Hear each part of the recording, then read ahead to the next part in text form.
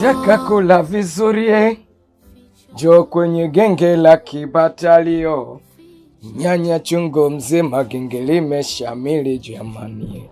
Oh, shida.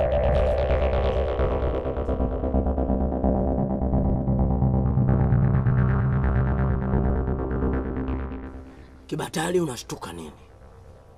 Au mlizani mimi nitafia mliko nitelekeza, sio?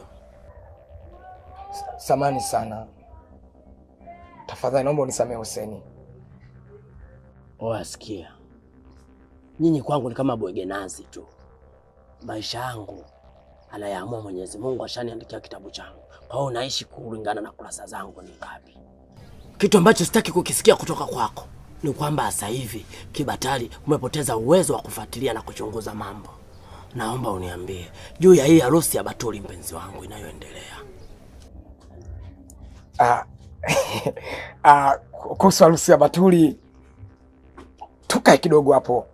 Takuuliza kila kitu. Takuchambulia kimoja kimoja. Hamna zazi.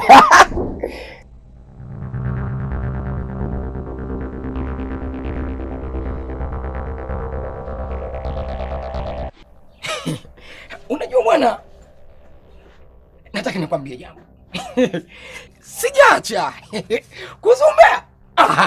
Hapa ndo nyumbani. Sasa nataka nikwambie jambo moja. Unajua kwamba nimekaa, nimechunguza, nimejua kila kitu. Na hata wahenga wanasema kikulacho kiungoni mwako. Na adui mkubwa katika jambo hili ni mama yako mzazi. Na kibaya zaidi, hata mimi roho inaniuma.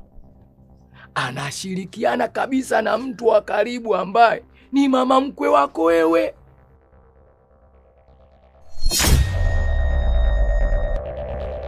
Umeona?